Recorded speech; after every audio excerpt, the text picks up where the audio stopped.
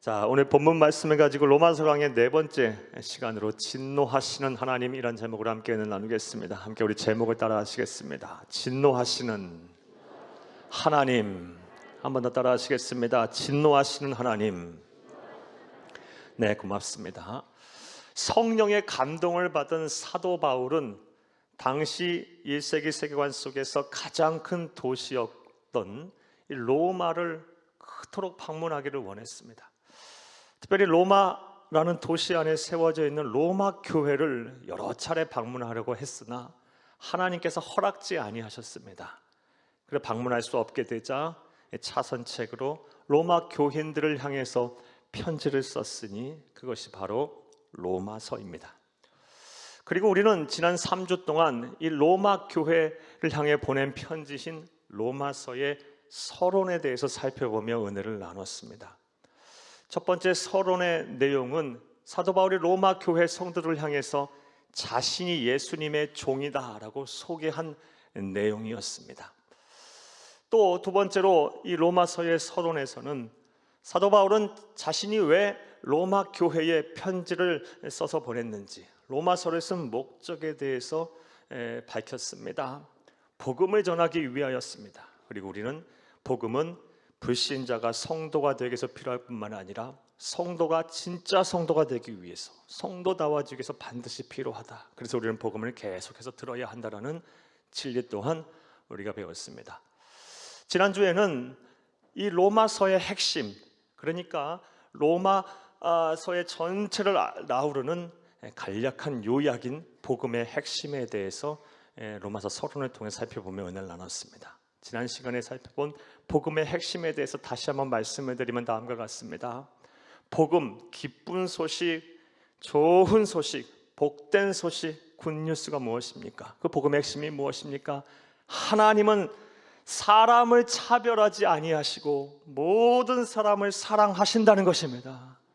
남녀노소 빈부귀천을 가리지 아니하고 하나님은 문화와 인종과 역사를 초월해서 모든 사람들을 구원하시기를 원하신다라는 것입니다. 이것이 복된 소식, 기쁨의 소식입니다. 하나님은 모든 사람들을 다 사랑하세요. 저와 여러분을 한같이 사랑하세요. 한결같이 사랑하세요. 사랑하는 여러분, 또 복음의 핵심이 무엇입니까? 우리가 우리의 죄를 회개하고 예수를 그리스도로 구세주로 믿게 되면 하나님께서 우리를 값없이 의인으로 인정하시겠다는 것입니다. 의인으로 인정하셔서 구원하시겠다는 것입니다. 믿음으로 말미암아 의롭다 하심을 얻는다. 값없이 주시는 하나님의 선물, 구원은 하나님이 주시는 선물입니다. 우리가 믿음으로 받게 되는 선물이에요. 이것이 또한 복된 소식이고 기쁜 소식입니다. 우리가 믿고 우리가 소유하고 전해야 할 복음의 핵심입니다. 사랑하는 여러분, 바로 알고 바로 믿고 온전히 전하는 저와 여러분 되기를 간절히 주의 이름으로 축복합니다. 자, 그리고 오늘의 강의를 하겠습니다. 오늘부터는 로마서의 본론이 시작됩니다. 신구약 66권을 통틀어서 로마서는 복음을 가장 체계적이고 논리적으로 잘 설명한 하나님의 말씀입니다. 따라서 로마서의 본론이 시작한다는 것은 복음의 설명이 시작이 된다라는 것입니다. 오늘부터 이제 구체적인 복음에 대한 설명을 사도 바울은 시작을 하고 있습니다. 자, 그런데 사도 바울은 복음의 설명을 시작하면서 언뜻 보면 참 무서운 말씀으로 복음의 설명을 시작하고 있음을 우리가 보게 됩니다. 오늘 보면 18절을 함께 읽겠습니다. 하나님의 진노가 불의로 진리를 막는 사람들의 모든 경건하지 않음과 불의에 대하여 하늘로부터 나타나나니. 사도 바울은 복음을 설명하면서 그 첫 화두로 하나님이 진노하신다, 진노하시는 하나님이라는 이 개념을 설명하고 있어요. 사랑하는 여러분, 복음은 기쁜 소식, 복된 소식, 좋은 소식이에요. 그런데 하나님이 진노하신다, 진노하시는 하나님, 분노하시는 하나님, 이런 말을 듣게 되면 언뜻 우리가 듣기에 기쁘게 들리지가 않아요. 즐겁게 들리지가 않아요. 복된 소식으로 들리지가 않습니다. 자, 그렇다면 사도 바울은 복음을 설명을 시작하면서 왜 하나님은 진노하신다, 진노하시는 하나님이라는 이 말씀을 첫 화두로 꺼내고 시작할까요? 그 이유는 명백합니다. 잘 들어보시기를 바랍니다. 사랑하는 여러분, 우리가 복음을 듣고 복음을 믿고 복음을 소유해서 구원을 받기를 원한다면, 복음을 받기 전에 우리의 처지가 하나님의 진노 아래 있고 반드시 멸망할 존재라는 것을 먼저 자각부터 하라는 것입니다. 다시 말해, 우리가 하나님의 진노 아래에 있다는 것을 우리가 인정하지 않으면 복음이 우리에게 소용이 없다라는 거예요. 여러분 생각해 보세요. 내가 하나님의 진노를 받는 죄인이 아니라면 굳이 누가 복음을 들으려 하겠어요? 내가 죄인이 아닌데 무슨 심판을 받겠어요? 내가 죄인이 아닌데 예수가 왜 필요해요? 사랑하는 여러분, 그래서 사도 바울은 복음에 대한 설명을 시작하면서 하나님의 진노라는 화두부터 꺼낸 것입니다. 사랑하는 여러분, 그런데 세상에 많은 사람들은 이 복음을 듣고 복음을 믿고 복음을 소유하는 것을 거부하는 데 있어서 하나님이 내가 하나님 앞에 진노 아래에 있다는 사실을 인정하는 것을 거부합니다. 사랑하는 여러분, 세상 사람들은 하나님의 진노를 받고 있는 자신들이 하나님의 진노 아래에 있다는 것을 거부해요. 사랑하는 여러분, 그렇다면 그 이유가 무엇일까요? 왜 세상 사람들은 자신들이 하나님의 진노 아래에 있다는 것을 인정하지 않으려고 할까요? 여러 가지 이유가 있을 수 있겠지만 가장 근본적인 이유는 교만함 때문입니다. 영적인 교만함 때문에 자신이 하나님의 진노에 있음을 거부해요.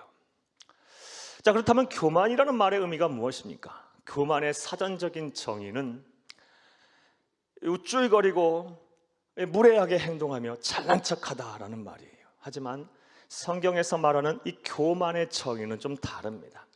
성경에서 말하고 있는 영적인 교만, 이 교만함의 정의는 피조물이 창조주 하나님 앞에서 자신의 지위와 신분을 망각하는 것, 이것을 가리켜서 교만, 영적인 교만이라고 말합니다.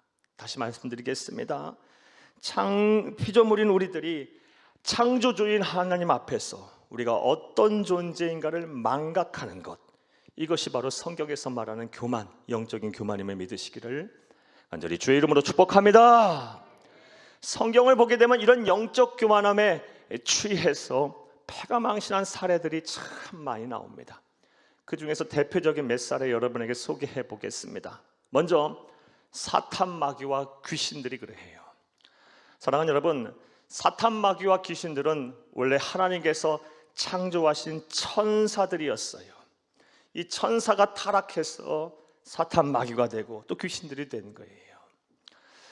이 천사들은 원래 하나님께 영광을 돌리고 하나님을 찬송하고 하나님을 보조하며 하나님의 자녀들인 우리들을 돕고 우리들을 수종하는 그런 직임을 가지고 하나님께서 창조하셨어요.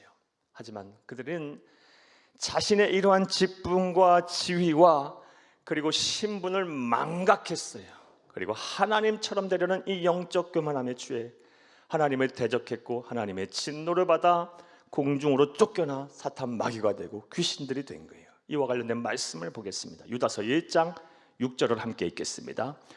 또 자기 지위를 지키지 아니하고 자기 처소를 떠난 천사들을 큰 날의 심판까지 영원한 결박으로 흑암에 가두셨으며, 아멘. 자기 지위를 지키지 아니하고 자기 처소를 떠났다. 영적인 교만함에 빠졌어요. 그래서 그런 천사들 하나님께서 심판하시고 진노하셔서 공중으로 내쫓으셨고 우리 주 예수 그리스도께서 재림하실 때 가장 먼저 지옥 불못에 던질 것입니다. 성경을 보면 또 영적 교만의 취해 패가 망신한 사례는, 대표적인 사례는 우리 인류의 시조인 아담과 하와가 그러해요.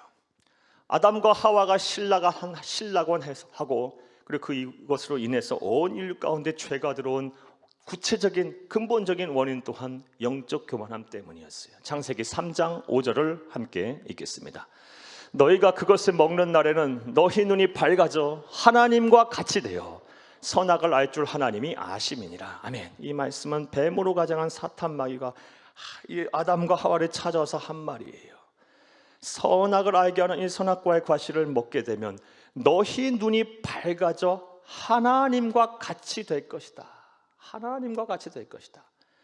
피조물인 인간이 자신의 지위와 신분을 망각하고 창조주 하나님과 같이 될 수 있을 것이라는 이 영적 교만함에 취해 그들은 범죄하였고 신락을 한 것이며 온 인류 가운데 죄가 들어온 것입니다. 이처럼 영적인 교만함에 취하게 되면, 교만함에 빠지게 되면 자신의 지위와 신분을 망각하게 돼 있어요. 그리고 당연히 내가 왜 하나님의 진노 아래 있는데, 내가 무슨 죄인이라고, 내가 무슨 심판받을 존재라고 하며 자신이 하나님의 진노 아래 있다는 것을 인정하지 않으려고 해요. 당연히 그런 사람 복음을 들으려 하지도 않겠죠. 예수가 필요하다고 생각하지도 않을 거예요. 사랑하는 여러분, 말씀을 듣는 모든 분들 이런 교만함에서 벗어나시기를, 이 교만함에서 거리가 멀어지시기를 간절히 주의 이름으로 부탁합니다. 부탁해요. 또한 우리 구주 예수 그리스도의 대속의 은혜가 아니었으면 우리 또한 여전히 하나님의 진노 안에 있는 진노의 자녀님을 우리가 꼭 인정하고 기억하시기를 간절히 주의 이름으로 축복합니다. 자, 다시 본문의 강의로 돌아와 보겠습니다. 자, 오늘 본문 말씀 18절 말씀에 보면 하나님께서 진노하신다라고 말씀하고 계세요. 창조주 하나님께서 모든 이 피조물을 향해서 지금 진노하고 계신다 그럽니다. 심지어 이런 하나님의 진노는 과거에 한두 번 단발로 그치는 것이 아니라 과거에 계속해서 진노하셨고 지금도 계속해서 진노하고 계시며 앞으로도 계속 진노하실 거예요. 그러니까 하나님의 진노는 매일매일 계속되는 거예요. 이와 관련된 말씀을 보겠습니다. 시편 7편 11절 함께 읽겠습니다. 하나님은 의로우신 재판장이시며 매일 분노하시는 하나님이시로다. 매일 분노하신답니다. 하나님은 매일 피조물을 향하여 지금 진노하고 계세요. 이런 성경의 말씀을 보게 되면 하나님은 분노 조절이 잘 안 되시는 폭군 같은 느낌이 들기도 하고요. 때로는 하나님은 우리의 사정과 형편을 이해하지 못하시는 이 변덕쟁이 신처럼 여겨지기도 해요. 그러나 이러한 생각들은 매우 잘못된 생각입니다. 사랑하는 여러분, 하나님은 모든 것이 완전하신 분이십니다. 그의 성품도 오류가 없습니다. 온전합니다. 그의 판단과 그의 모든 생각 또한 한치도 의심할 수 없을 정도로 정확하신 분이에요. 틀리지 아니하시는 분이에요. 따라서 하나님께서 매일 진노하신다는 데는 그만한 이유가 있기 때문에 매일매일 우리 향하여 진노하고 계시는 것입니다. 자, 그렇다면 하나님께서 매일매일 진노하시는 그 이유가 무엇일까요? 오늘 본문 말씀에 보면 그 답을 정확하게 하고 있어요. 본문 18절을 다시 한번 읽겠습니다. 하나님의 진노가 불의로 진리를 막는 사람들의 모든 경건하지 않음과 불의에 대하여 하늘로부터 나타나나니. 아멘. 18절 말씀에 보면 하나님께서 진노하시는 두 가지 이유를 설명하고 있는데, 먼저 사람들의 모든 경건하지 않음 때문에 진노하신답니다. 매일매일 이것 때문에 진노하신대요. 또 하나가 불의 때문에 진노하신답니다. 불의. 여기서 먼저 말하는 사람들의 모든 경건하지 않음은 우리가 이후에 나중에 보게 될 로마서 1장 19절부터 25절까지에 나오는 열거된 죄로 사람들이 하나님을 향하여 짓는 종교적인 죄를 말해요. 그리고 이 후자의 이 불의는 역시 우리가 나중에 보게 될 로마서 1장 26절부터 32절까지의 열거된 죄로 사람과 사람 사이에 짓는 죄 때문에 하나님께서 매일매일 진노하신답니다. 자, 정리하면 하나님께서 매일매일 진노하고 계세요. 뭐 때문에? 죄 때문에. 그리고 죄에 대해서 두 가지로 구분을 하고 계세요. 하나님을 향하여 사람들이 짓는 경건하지 않은 죄 때문에 하나님께서 매일 진노하시고, 또 하나는 사람과 사람 사이에 짓는 이 죄인 불의 때문에 하나님께서 진노하신다는 것입니다. 이러한 하나님의 모습을 보면서 우리는 하나님이 얼마나 죄를 미워하시는지 잘 알 수가 있어요. 자, 그런데 말씀을 여기까지 듣고 다음 같은 의문이 생길 수가 있습니다. 하나님께서 죄 때문에 매일매일 진노하신다면, 그렇다면 악인들의 형통함은 어떻게 설명을 해야 하나요? 세상에는 악인들이 참 많아요. 하지만 우리 눈에 볼 때는 하나님의 징계가 날마다 임하지 않아요. 하나님의 심판이 매일매일 임하지 않아요. 분명 하나님은 매일매일 죄 때문에, 사람들이 하나님을 향하여 짓는 종교적인 죄와 사람과 사람 사이에 짓는 이 불의 때문에 하나님은 매일매일 진노하신다고 하시는데, 악인들의 소위 형통함은 어떻게 우리가 설명을 해야 할까요? 하나님은 거짓으로 말씀하신 것인가요? 우리의 역사를 되돌아보고 또 우리의 주의 삶을 돌아보게 되면 정말 악인들 많아요. 참, 그러면서도 형통한 삶을 살고 있는 죄인들이 참 많아요. 한번 예를 들어 볼까요? 우리의 역사의 시계를 조금 돌아보면 1950년 6월 25일 남침에서 수백만 명을 죽이고 또 사상자를 낸 김일성 같은 사람, 그런 같은 사람이 어떻게 했어요? 호의호식하다 천수를 누리다 세상을 떠났어요. 그리고 그로 인하여 지금도 우리 민족은 고통을 받고 있어요. 수많은 사람들이 지금 위협을 당하고 있어요. 슬픔 가운데 거하고 있어요. 또 얼마 전에 뉴스를 보니까요, 또 많은 어린 아이들을 성폭행했던 그런 사람이 감옥에 수감됐다 추록해서 아무렇지도 않게 지금 잘 살고 있어요. 또 얼마 전에 수해가 났는데요, 참 기가 막힌 일들이 있어요. 이 수재민들을 집중 대상으로 해서 사기를 치는 사람들도 그렇게 있답니다. 그런데 그런 사람들은 또 법망을 참 교묘하게 피해서 합법적으로 그렇게 사기를 쳐서 한 번 수재민들 그렇게 피눈물 나게 힘들었는데 또 한 번 피눈물 나게 흔들게 하고 있대요. 참 악한 사람들 많아요. 참 많아요. 세상에는 악하고 불의한 사람들이 정말 많아요. 그런데도 아무렇지도 않게 호의호식하고 살고 있어요. 성경을 보게 되면 무엇보다 가장 세상에서 가장 큰 죄는 하나님을 믿지 아니한 죄, 예수를 믿지 않은 죄가 가장 큰 죄라 그랬어요. 그런데 우상 숭배하는 사람들 아무렇지도 않게 잘 살아요. 문제없이 잘 사는 것처럼 보여요. 이러한 상황을 보게 되면 종종 우리의 믿음이 흔들립니다. 정말 하나님 죄 때문에 매일매일 진노하시고 매일매일 심판하고 징계하고 계신다는데 이 말씀 정말 맞는 말씀입니까? 라는 생각이 들어요. 심지어 하나님 말씀대로 살려고 발버둥 치는 성도들을 예기치 못한 사건 사고에 휘말려서 고통받는 모습을 보게 되면 이런 의심은 때로는 불신으로 넘어가기도 해요. 실제 이러한 일로 인해서 이 세상에는 얼마나 많은 사람들이 복음을 듣고 예수를 믿기를 거부하는지 몰라요. 또 예수를 믿다가 실족한 사람들도 참 많아요. 어떤 성서 신학자들, 어떤 신학자들은요, 이러한 상황의 회의를 느껴서 성경에서 하나님의 진노는 성도들로 하여금 거룩하게 살도록 하나님께서 쉽게 말해서 겁을 주는 것이다라고 하나님의 진노의 의미를 격하하고 폄하하는 사람들도 많이 있습니다. 자, 그런데 이러한 생각들은 정말로 잘못된 생각이에요. 잘 모르고 하는 생각이에요. 사랑하는 여러분, 하나님은 지금도 변함없이 악인들을 향하여 진노하고 계세요. 사람들이 그런 잘못된 생각을 하는 이유는 하나님이 악인들을 향하여 어떻게 진노하고 계시는지 이 진노의 성격과 방법을 잘 모르는 데서 기인한 것입니다. 자, 그렇다면 이제부터 생각을 해보겠습니다. 하나님은 지금 악인들을 향하여 어떻게 진노하고 계실까요? 자, 이제부터 따라 하시겠습니다. 첫째로, 악인들이 하고자 하는 대로 내버려 두십니다. 악인들이 하고자 하는 대로 내버려 둬버려요. 내버려 두시는 것이 바로 하나님이 진노하시는 악인들을 향한 진노의 방법이라는 겁니다. 오늘 보면 24절을 함께 읽겠습니다. 그러므로 하나님께서 그들을 마음의 정욕대로 더러움에 내버려 두사 그들의 몸을 서로 욕되게 하게 하셨으니 26절도 읽겠습니다. 이 때문에 하나님께서 그들을 부끄러운 욕심에 내버려 두셨으니 그들의 여자들도 순리대로 쓸 것을 바꾸어 영리로 쓰며 28절도 읽겠습니다. 또한 그들이 마음에 하나님 두기를 싫어하며 하나님께서 그들을 그 상실한 마음대로 내버려 두사 합당하지 못한 일을 하게 하셨으니. 아멘. 하나님께서는 악인들을 이 범죄할 때마다, 악을 행할 때마다, 그때마다 징계하고 심판하시기도 하지만 때로는요 그냥 내버려 둬버려요.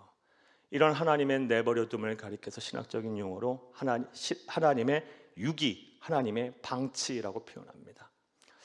즉 브레이크가 고장난 이 폭주기관차처럼 악인들이 악을 계속 행하도록 내버려 둬버려요. 그래서 그들의 영혼이 막 썩어가고 막 상하든 말든 냅둬버려요. 마음과 생각이 어두워지고 공허해지든 말든 간에 그냥 내버려 둬버려요. 이게 하나님의 악인들을 향한 진노의 또 다른 방법이라는 것입니다. 다음과 같은 예를 들어서 한번 설명을 해볼게요. 여러분 한번 가정을 해보겠습니다. 여러분에게 어린 자녀들이 있다고 가정을 해보시기 바랍니다. 그 어린 자녀와 함께 마트를 갔어요. 근데 그 어린 자녀가요 뭐 말도 안 되는 걸 사달라고 자꾸 졸라요. 안 된다고 거절을 했어요. 그런데도 자꾸 졸라요. 안 된다고 했더니 이제는 그 자리에 누워갖고 그냥 울며 마트가 떠나갈 정도로 때를 써요. 하다가 달래다 안 되다 부모의 화가 머리끝까지 치밀어요. 참다 뭐라고 말하겠어요.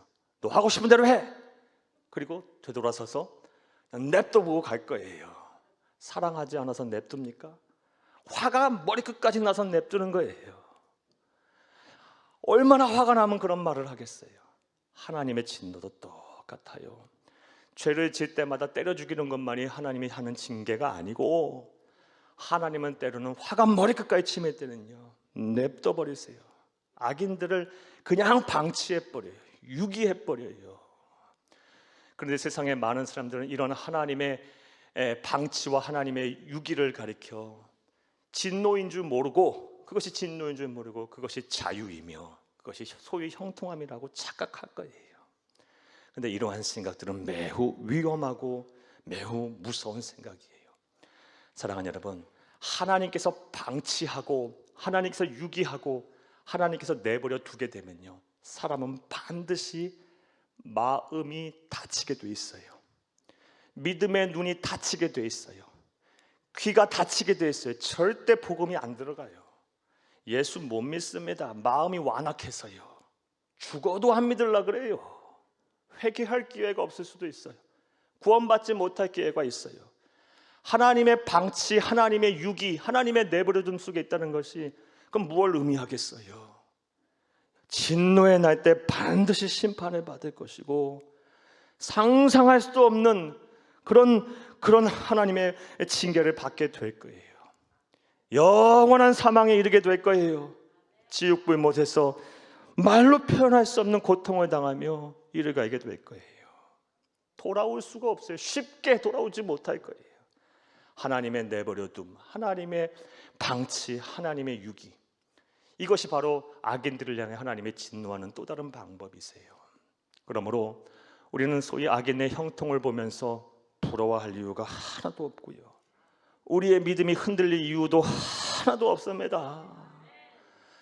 오히려 때때마다 하나님께서 나를 징계하실 때, 때로는 병이 들고, 때로는 사업이 잘 안 되고, 경제적인 어려움이 생기고, 자녀들의 앞길이 막히고, 그때마다 하나님께서 자꾸 징계를 줘 깨닫게 하셨을 때 이것이 오히려 내게 은혜인 줄 알고 감사하세요.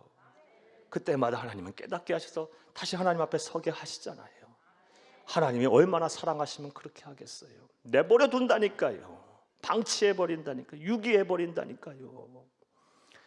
사랑하는 여러분, 이것을 온전히 알고 바로 믿는, 그리고 바로 전하는 여러분 되기를 간절히 주의 이름으로 축복합니다. 또 하나님께서는 악인들을 향해서 어떻게 진노하실까요? 따라하시겠습니다. 둘째로, 악인들이 받을 벌을 쌓아두십니다. 이것이 진노하시는 하나님의 또 다른 방법이세요. 로마서 2장 5절을 함께 읽겠습니다. 다만 내 고집과 회개하지 아니한 마음을 따라 진노의 날, 곧 하나님의 의로우신 심판이 나타나는 그날에 임할 진노를 내게 쌓는도다. 아멘.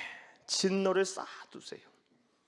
바로 징계하지 아니하시고 때로는요 이 벌을 자꾸 쌓아두세요.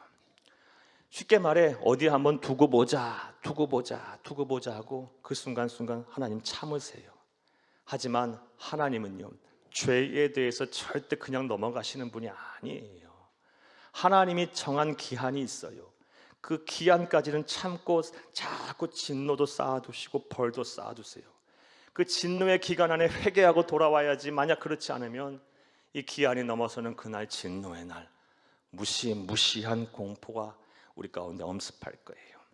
하나님의 심판이 임할 거예요. 사랑하는 여러분, 이것은 마치 이 강의 물이 강둑을 넘어가지 않을 때는요, 비가 아무리 많이 와도 상관없어요. 안전해요. 하지만 이 강물이 범람하는 순간 걷잡을 수 없는 피해를 입히는 것과 같아요. 사랑하는 여러분, 그러므로 우리는 악인들의 형통함을 보면서, 소위 형통함을 보면서 절대로 부러워하고 믿음이 흔들릴 이유가 하나 없어요. 오히려 그들의 영혼을 불쌍히 여겨야 돼요. 하나님의 진노의 날이 분명 올 텐데, 저러고 있으면 안 될 텐데 불쌍히 여겨야 돼요. 빨리 하나님 앞에 돌아와야 할 텐데, 하나님의 내버려둠, 하나님의 유기, 하나님의 방치를 당해서 마음의 문이 닫히고 믿음의 눈이 닫히고 이 귓구멍이 닫혀서 복음이 안 들려요. 절대 안 믿으려고 그래요. 그러나 하나님 반드시 진노의 날이 임하게 되면 반드시 그 영혼 아주 무섭게 심판하실 거예요. 이 세상에서 안 하신다면 우리의 인생 금방이에요. 반드시 하나님 앞에 설 날이 옵니다. 그날이 오늘이 될지 내일이 될지 몰라요. 반드시 와요. 우리의 인생이 참 긴 것 같지만 되돌아보면 정말 한순간이잖아요. 여러분 다 느끼시잖아요. 금방이잖아요. 금방이에요. 그것도 하나님께서 우리에게 천수를 허락하셨어야 그런 것이지, 사건 사고는 또 얼마나 많아요. 얼마나 많은 또 질병이 있습니까? 참 사람의 인생은 모르는 거예요. 죄송하지만 오늘 하나님 앞에 갈 수도 있어요. 내일 갈 수도 있어요. 언젠가는 또 반드시 서게 돼요. 그때 하나님께서 쌓아둔 진노를 우리가 받게 된다면 어떻게 되겠어요? 우리의 사랑하는 자녀들, 아들, 딸들, 부모, 형제들이 받게 된다면 어떻게 되겠어요? 여러분 이 책임을 어떻게 감당하시겠어요? 여러분 분통하고 원통하고 그때 가서는 후회할 수도 없는 일인데 어떻게 하시겠어요? 그러므로 이 하나님을 모른다 하며 하나님의 진노 아래에 있다는 것을 인정하지 않으면서 복음 듣기를 거부하고 믿기를 거부하는 그런 영혼들이 있다면, 그래서 하나님이 계속 진노를 쌓아두고 계속 벌을 쌓아두고 있는 그런 영혼들이 있다면 가만히 있으면 안 돼요. 그건 불쌍히 여겨서 수단과 방법을 가리지 않고 다시금 하나님 앞에 서게 만들어야 돼요. 반드시 그렇게 서게 만들어야 돼요. 사랑하는 여러분, 하나님은 악인들을 그냥 내버려 두지 아니하십니다. 아니, 죄를 그냥 지나치고 넘어가시는 분이 절대로 아닙니다. 반드시 죄에 대해서는 보응하시는 분이에요. 반드시 그 책임을 물으시는 분이에요. 그런데 종종 우리는 이 사실을 잊고 살아요. 왜냐하면 예수를 그리스도 믿어 하나님의 자녀된 우리들은 우리가 이것이 죄라, 이것이 큰 문제라는 것을 인식하고도 남을 만큼, 그것을 덮고도 남을 만큼 한이 없는 하나님의 사랑을 이미 받았기 때문에 그래요. 하나님의 사랑에 취해서 하나님은 또 죄에 대해서 진노하신다라는 이 하나님의 속성을 자꾸 잊고 살아요. 여러분들은 어떠세요? 물론 하나님은 70번에 7번씩이라도 우리 죄를 용서하시는 분이시고 우리가 생각할 수도 없는, 측량할 수도 없는 그런 사랑을 갖고 계신 분이에요. 하지만 또 분명한 사실은 우리가 마음속으로 생각하는 나쁜 생각까지도 다 감찰하시면서 그것 하나하나에 진노하시는, 매일 진노하시는 분이라는 사실 또한 우리는 잊어서는 안 됩니다. 그래서 구원받은 성도라 할지라도 날마다 복음 앞에 서야 되는 거예요. 날마다 예수 그리스도의 십자가의 은혜를 붙들어야 하는 것입니다. 하나님의 날아가는 그날까지 이걸 붙들어야 되는 거예요. 그래서 예수 그리스도의 보혈의 피, 예수 그리스도의 공로로 말미암아 우리가 죄 사함을 받고 깨끗함을 받고 우리가 성결한 하나님의 백성으로 거듭나야 하는 것입니다. 할렐루야! 이르는 실천이 저와 여러분 가운데 온전히 있기를 간절히 주의 이름으로 축복합니다. 이제 말씀 맺겠습니다. 사랑하는 여러분, 성령의 감동을 받은 사도 바울은 복음에 대해서 본격적으로 설명을 시작하면서 하나님이 진노하신다라는, 진노하시는 하나님의 개념을 제일 먼저 설명해요. 그 이유는 앞서 말씀드린 대로 하나님이 진노하신다라는, 이 나를 향해 진노하신다는, 우리를 향해 진노하신다라는 이 인식 없이는, 이 자각 없이는 그 누구도 복음을 듣고 복음을 믿고 복음을 소유할 수 없기 때문이에요. 내가 죄인이 아닌데 무슨 복음이 나에게 필요해? 세상 사람들이 지금 그러고 있는 거 아니에요. 내가 하나님의 진노하고 나하고 상관이 없는데 내가 왜 예수를 믿어야 해? 지금 세상 사람들은 이러고 있는 거예요. 즉 하나님이 진노하신다는 자각 없이는 구원이 없는 거예요. 우리가 이 사실을 반드시 기억해야 돼요. 물론 하나님께서 말씀드렸다시피 우리가 잘못할 때마다 그때마다 사사건건 징계하시고 심판하시지는 않아요. 물론 그렇게 하실 수도 있어요. 하지만 하나님 꼭 그렇게 하시지 않아요. 때로는 내버려 두세요. 화가 머리끝까지 치밀 때는 내버려 두시기도 하세요. 유기하시고 방치하세요. 그런데 이것이 어찌 보면 더 무서운 진노와 심판이에요. 돌아올 기회가 없을 수도 있어요. 마음의 문이 완전 닫히고 믿음의 눈이 완전 감기고 귀가 완전히 닫혀버려서 복음을 듣지도 못하고 들어도 믿지 못하고 듣고 믿어도 복음의 능력이 나타나지 않아 구원받지 못할 수가 있어요. 회개할 기회가 없을 수도 있고 구원받을 수 없을 기회도 있어요. 또 당장은 무사하고 별일 없는 것 같고 오히려 형통하는 것 같고 오히려 자유한 것 같아도 하나님의 진노의 날은 반드시 옵니다. 그것이 이 세상이 됐든 아니면 하나님 앞에 서는 날이 됐든 간에 반드시 와요. 그리고 우리가 행한 대로 보응하실 거예요. 그러므로 사랑하는 여러분, 우리 모든 성도들은 이런 하나님의 진노에서 벗어나야 돼요. 그리고 여러분뿐만이 아니라 여러분의 사랑하는 아들, 사랑하는 딸, 사랑하는 부모, 형제, 이웃, 친척 가릴 것 없이 그 누구도 이 하나님의 진노 아래 있어서는 안 돼요. 빨리 건져내야 돼요. 빨리 끌어내야 돼요. 빨리 다시 주 앞에 서게 만들어야 돼요. 구원받게 만들어야 돼요. 이것보다 더 급한 일은 없어요. 부디 여러분 모두가, 또 여러분 사랑하는 사람 모두가 이 복음을 통해서 구원받고 영생하기를, 하나님의 진노로부터 벗어나기를 간절히 주의 이름으로 축복합니다. 축복합니다. 축복합니다.